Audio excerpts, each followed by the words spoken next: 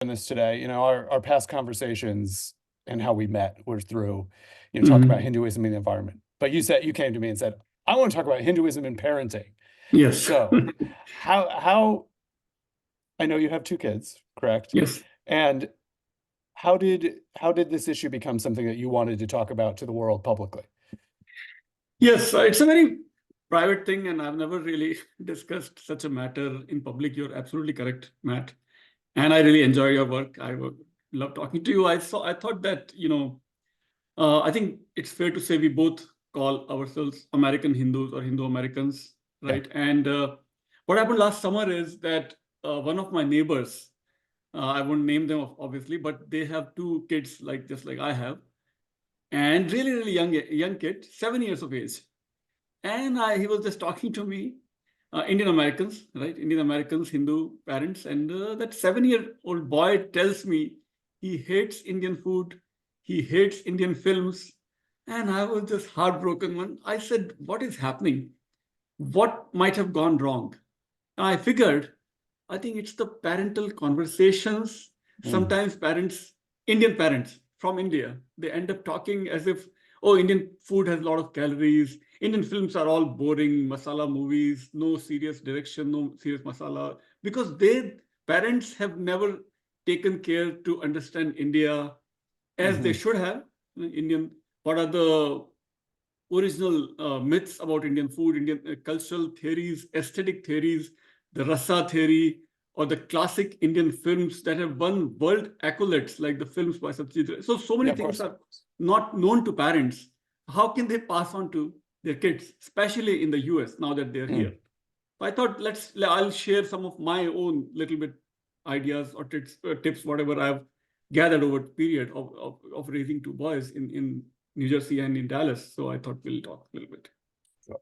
So then, before we get on to your tips, I Yes. mean, what do you see as the main challenges Hindu Yes. parents are facing? And for listeners, I understand you split your time between India and the U.S., and I don't know Right. if you have any observations on the differences Oh yeah, between the two. lot. So Matt, I grew up in a small town in Rajasthan called Pali. So I was surrounded by all Indian cultural elements, such as most important Indian language, Rajasthani and Hindi, Marwadi Mhm. and Hindi. All I did, all my childhood was listening to Hindi film music, Kishore Kumar and Mukesh and Rafi, all those great, very, very popular songs, Hindi films, eating only Indian food. There was no Italian, Mexican cuisine available to me at all. Most of the food was prepared by my mother. I was watching only Bollywood films. So I was immersed in Indian culture inside home and outside my home, right? I was reading about it. And I am a proud product of Hindi medium school. So until 10th, I had a extra English grammar course, but I was steeped into only Hindi language, Indian cultural ideas, and so on. And I loved those things. I was a very good student in humanities. And even though my bachelor was in computer science, I switched Mhm. back to humanities. But that humanities also, I studied only Indian culture at Columbia and at University of Iowa. And then ended up teaching Sanskrit and Hindi and Indian culture. So I felt that uh, my childhood and even my growing up and my career had been quite different from usual Indian people in India, growing up in India, who might be growing in Mumbai or Delhi, or Mhm. especially kids who are growing up in the US. Oh my God, what a loss. What a terrible loss. They have no clue about Indian languages inside home, especially if you are a second child. First child still talks to his or her parents in Indian language, but the second child is completely overshadowed by the first child, his older sibling. Older sibling is only talking in English. Younger sibling has no connection left, or virtually no connection left to Indian languages, no connection to Indian films. Hardly they watch because they are watching all Hollywood children films, right? And parents are so, I guess, not like I was hinting. They don't have a clue about Bimal Roy or Satyajit Mhm. Ray or Raj Kapoor or Guru Dutt or so many other classics that India has produced. When film courses are taught in the US, they mention these films by Guru Dutt and Mani Ratnam and Satyajit Ray. So world appreciates those Indian films, but Indians have no clue about Indian gems. So Mhm. Indian parents have no clue about Indian cultural ideas. how can they pass on to Indian? Because they are already saying, oh, the Indian food has a lot of calories. If it has a lot of calories, it is up to the parents to cook it well, cook it properly, eat more organic food. Why criticize in front of kids that Indian food is bad? That's the message you're passing unintentionally to your children. And if you just say these things, they're going to hate going to Indian restaurant. They're going to hate going to India itself. Many kids around me, they, like you mentioned in your message also, that Indian kids don't like to go to India. My kids love to go to India. My kids are waiting to go to India. Why? When they go to India, my parents and my wife's parents, so all four grandparents, just immerse them in love. They will take them to camel ride, horse ride, elephant ride, some Indian beaches, Indian temples, Indian monuments, Delhi, Mumbai, Agra, Udaipur, all those amazing historic places. No other country has it, because India has its own unique history, layered history, especially in Delhi, right? And then if I'm also doing sightseeing with my kids, I would be telling them all the background, historical background, being a professor, scholar of Indian culture. So kids really love it. Kids really love it. Kids love to learn it. Kids love to learn all these things from me also. Unfortunately, Indian parents they need really good, deep training in Hindu parenting, Indic parenting, Indian parenting, whatever name. Hindu, when I use the word Hindu, I'm not limiting to Hinduism as a religion, but Hindu culture. So I was born in a Jain family, but I consider myself Hindu also. My mother is a Hanuman devotee. My father is a Mahavir devotee. So I got mixed of both Jainism and Hinduism. And one more thing. Should I wait for the next question? Or No. Please keep going. Okay. Other thing that my wife and I really are proud that we did. From day one, we took both our sons to a Sunday school. Things happened that our first son went to Swadhyay. It's a Hindu-based cultural Sunday school every Sunday. So adults listen to Hindi discourses on the Rig Veda and Upanishads, parents. At the same time, parallelly, children are sitting in Bal Sanskar Kendra, in which they are learning about Indian cultural ideas, Hindu traditions, Hindu festivals, Hindu symbols, and on and on. For our younger son, we took him to Jain Sunday school. So younger one has grown up learning about Jainism more. Older one has grown up learning about Hinduism more. But together, I think it's a good mix of, again, broadly constitute Indian cultural traditions and philosophies and so on, that they both have. So because of that, they already have this base of Indian cultural ideas. We made sure that before they entered their high school, we took them to India many times. Because after your 8th grade, you're really busy, and your SAT is coming up. You are going to be busy preparing for a college admission and essays and whatnot. After 9th, it's a bad time. If your kids are already beyond 9th or 10th grade, you have lost golden opportunity to show them true India. Because once they start in high school and college and then career, then they are out of your control. You can't really take them to India. Until high school, parents must be taking their own parenting classes. I don't know from where, maybe online, or maybe we start some school class, I don't know. But parents must be really passionate about India. They must be talking in Indian languages with their kids. They must be taking their children to Sunday schools. They must be showing some gems of Indian films that are not usually available of course, not available in American cinemas, and on and on. So many things they need to be doing. So I thought this is an urgent issue, and I'll wait for your next question. Sure. I mean, there's so much there to unpack. Let's where to jump into that. I think listeners would want some practical things here, because for some of the cultural things, these films, if you're doing this for your children, where can other parents go to find these? I know some of the directors you mentioned, I know, are in Criterion Collection. I have a degree in film, and we studied some of these. But one has to have that interest already, or know where to go. Where can people go if you want to get beyond what's available on Netflix? The Indian cultural. Netflix has nothing. Netflix has nothing. Yes. So actually, for my older son, I remember, I don't know how, he is a fan of Amitabh Bachchan. I showed him Mukaddar Ka Sikar. I have a big list. I can keep going on. You know, so many, almost all Amitabh Bachchan films, especially boys love his films. I don't know why. Even my younger son likes a lot. So what happens is when we are showing those films, these are popular Bollywood films. These are not some elitist or art films, as we call them. These are not Satyajit Ray or Bimal Roy films we are talking about. I started with Amitabh Bachchan films, which almost all of my people in India, we grew up watching those Amitabh Bachchan films. So those films, when I show to my son, my kids, they really like it. What happens is, what appeals to them, I was surprised. I'm surprised myself actually. What appeals to these American kids? These are the kids they're born and brought up in the US. How they can connect with Amitabh Bachchan film, which is like completely different cultural planet. In a sense, India is like a different planet compared to America. But what appeals to them is that it's a really very healthy mixture of emotions, music, story, friendship, family values, passion for family. It's a lot of sacrifice. One friend is sacrificing for other friend, one brother sacrificing for other brother, parents sacrificing for their children, children sacrificing for. So a lot of family values, and of course a lot of fighting. So kids like, especially boys, they like action scenes and so on, and comedy and so. So all those masala they get in one film. The direction has to be great. It has to be really good. I tried some Manmohan Desai films and some Prakash Mehra films. These are the two biggest filmmakers for Amitabh Bachchan film. Amitabh Bachchan remains the biggest superstar, especially in Hindi film, or even largely in India. Right. So Prakash Mehra films appeal to these boys, to my two boys, American boys, but not Manmohan Desai. So I would not hesitate and cut off if they are not enjoying that film. I will stop it and I'll replace it with something else. So I kept trying with so many kinds of genres, so many kinds of actors, and so many. Finally, it boils down to Amitabh Bachchan films and Prakash. So this is just one example I gave.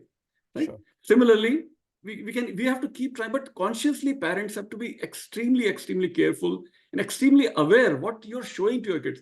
Do not ever show them Hollywood film, ever. Why? Because Hollywood film they're going to watch anyway. They can't stop but go to, as soon as they get their first driving license, they will do first thing, they will go and watch a Hollywood film. And you cannot stop them. Of course, they will watch. Hollywood has some great classics, and otherwise also they will watch all those superhero films and whatnot. And I never stop them. But until they are not teenager, until they don't have a driving license, you as a parent have the golden opportunity to show them alternative theory of aesthetics. Indian films are based on Natya Shastra philosophy of aesthetics, written by Bharat Muni 2000 years back. That philosophy is not found in Hollywood. Hollywood is straight screenplay, straight plot. Indian films are like a circular plot, right? You have all these masalas, you have comedy, like I mentioned, comedy, emotions, music. Music is such an important part. My younger son, loves Indian songs. So when I was showing him Mukaddar Ka Sikar, O Saathi Re, which is based on Rag Shivaranjani. My younger one, he's learning classical music also. So he picked up that song because it's based on Rag Shivaranjani. Older one picked up languages more, Indian language, that is Hindi more. Younger one picked up Indian classical music more. So it depends. You have to match. You have to keep experimenting. We don't know what might click with whom, but the onus is on parents and to be really aware and never do things that they're going to do all their life once they get the driver's license. Take them to India, show them India, take them to Hollywood, Hindi film. Yeah. So how much of a hard push do you make? I mean, because this is something, just to talk about parenting in general, yes. that I struggle is too strong, but I do think about it because with my own son who's 10, there are things I would like to introduce him to in the world that I think are interesting. I mean, beyond Hindu things. I mean, it's funny. At Diwali, we went to the temple, and his first thing was like, it smells so good in here, and I was like, well, okay, if that's what resonated with you, good. But there are other things too. And I debate, and I think many parents debate, how hard do you push this stuff? Because I wonder sometimes if you push, because especially at 10, starting at 10 into early teen years, if you push something too hard as a parent, kids are just going to be like, no, because you're telling me. I never push. No, don't. I mean, I'm very extremely passionate, as you can see, but I never push, Matt. I just try. I nudge them. If they like it, then I really, really show them the whole thing, right? I will give them an appetizer. Let's say, I will say, 10 minutes, please try this film for 10 minutes. If you don't like it, we'll switch it off. We'll switch to some other film. So and they luckily they start liking it. Then I'm the happiest person on the earth. So I'll show them the whole thing. So like that, we keep trying, even for the food. My wife will say, try this dish, try this thing, Rajasthani dish, Gujarati dish, South Indian dish, and so on. Mhm. Only Indian cuisine mostly we make at home also. So keep trying, and whatever works, just then give them the full course. Yeah, never push. I don't think I ever. And then discussions, talking is so important, Matt. I'm sure you would Yes. agree also. Lunch discussions. Take any topic. Take any topic: politics, religion, history, philosophy, any topic, films, theories, take any topic and just openly discuss. Openly discuss. Kids are so smart. We don't treat them like kids. We talk about American politics, then show them alternative ways of politics in India. Here there are two parties. In India, there are hundreds of parties. Here, the elections are conducted in this way. People don't care to vote. Less than half of the Americans actually take the trouble to vote. In India, 70% voting is average in every election. Why so much involvement? Why people are so aware? How these things work? It is the most diverse democracy with so many languages. How did these things happen? COVID vaccines, how did it happen? Show them all these things. Talk about positive things about India. What accomplishments India has made. Always make that connection with India stronger and stronger without pushing. Never push. Your talk, your conversation should be always based on solid data. Never vague things. Oh, India is like that. India is great. Why? I mean, what do you mean India is great? India is so poor and so messy and so dirty and so many things. Always give them right idea, right data with data fact. That's what has worked, I think, in my case, in our Okay, case. so let's go to the thing. Yes. Most kids either hate or avoid India. Yes. And you talk about facts. Let's break it down. Yes. Five things. What if your kids are saying, Uh-huh. I don't understand India. I don't want to go. I don't understand why you're so into this. I'm an American. Yes. What are the five things? What can people do? Yes. I think the biggest issue, I think, that is incontroversial. I mean, it cannot be disagreed, right? That world is at a breaking point in terms of climate change. And Matt, you also work on this area, right? So we talk about, one of the things that has caused climate change and continues to cause more and more climate change is meat consumption. So we tell them India is the only country where even today millions and millions and millions of people have not even tasted meat. Forget about cutting down meat, myself included. I've not even tasted meat. So nowhere else in the world, people thought about meat and its bad effects on one's physical health, mental health, planetary health for thousands of years. What made India unique? What makes India unique? This emphasis on on vegetarianism. Then talk about languages. So different topics. Broadly, I'm sharing. Yes. So environmentalism, meat consumption, agricultural practices. Talk to them about food. Where does our food come from? How come here the entire almost everything that we call food comes from industrial farming? Indian agricultural practices, traditionally at least, for thousands of years, were always based on organic farming. Indian food emphasized fruits and vegetables that were locally grown, organically coming to our plates. So talk about those things, right? Because in the US, when anybody comes to US is overwhelmed by its cleanliness and its system of laws that work, traffic laws that work, and those things don't work in India. So talk to them why there are cows on Indian street.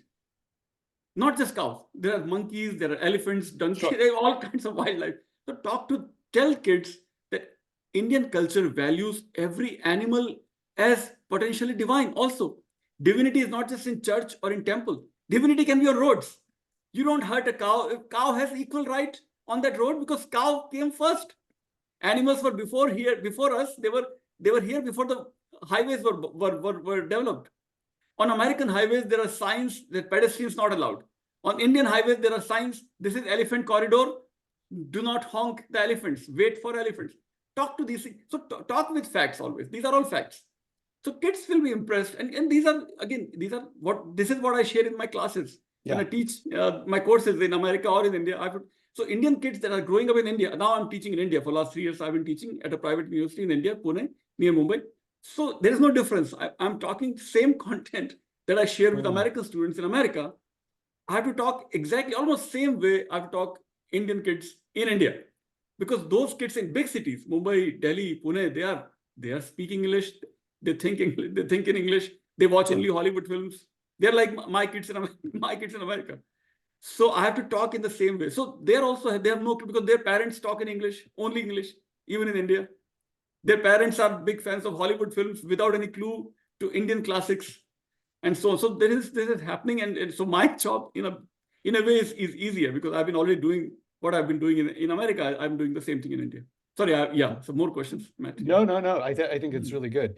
How then, Yes. I mean, we've talked about cultural things, and one thing that HAF that we in front discuss is are the more religious aspects of things. How do you, for your kids and your experience, talk about those things? You mentioned one of your children has more exposure to the Hindu side, one has more exposure to the Jain side.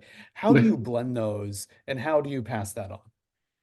Yeah, blending is not that hard because overall Hinduism, the traditions between Hinduism and Jainism certainly distinct, but it's not, there's no fundamental conflict in there. Yes, there are many ideas that are common, like karma, dharma, vegetarianism, atma, that is soul. Actually, growing up in my own case, my mother is like I mentioned, right, the Hindu Hanuman devotee.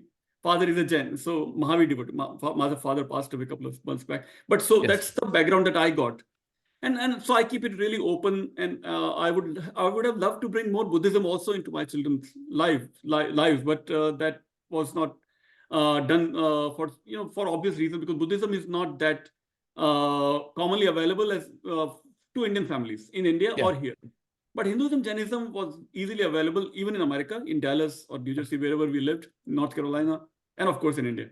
So that part didn't take, because we don't get into rituals, right? Rituals, even my generation growing up in India, we were hardly interested in rituals.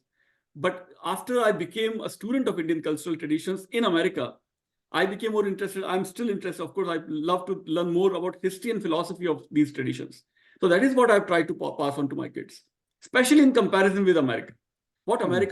How America can be even richer civilization, even richer country, if it has these ground level diversity in terms of intellectual diversity. We talk about diversity in America, but only cosmetic diversity. We need a black, we need a brown, we need a white, we need a, right, all that color, racial or skin color based diversity we talk about in US for the most part.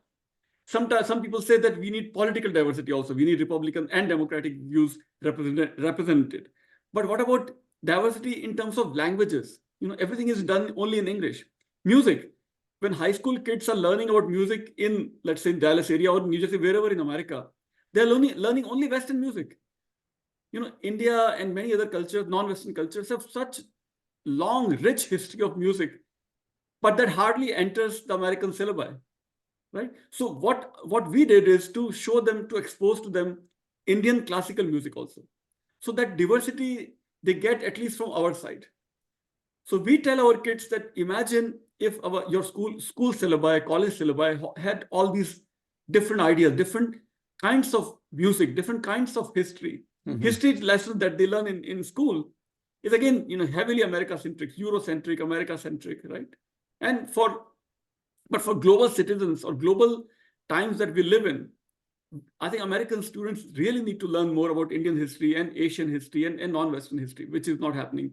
Then when it comes to literature, similarly, only English literature, right? English is a mandatory course even in college. What about other literature? They hardly have any glimpse of other literature, other philosophies, other histories, music, films. It is happening, but it's really, really still maybe 0.1% of American college students are getting some glimpses of Indian music or Indian history, Indian culture, but not the majority, including Indian kids. Of course, Indian kids are also growing up like American kids. So they also are losing a major chunk of their knowledge is completely gone, completely missing. So that is what we need to talk about when we're trying to raise kids. It sounds like you're really talking about a classical humanities education, broad-based. Yes, that too. Yes. Yeah. Yes. As opposed to the more specialized education, although there's certainly value in that. Right. Yes. Let's see. Where can we go with this? I mean, because I went into this saying, let's have a wide-ranging discussion. What then? I don't know. What haven't we covered?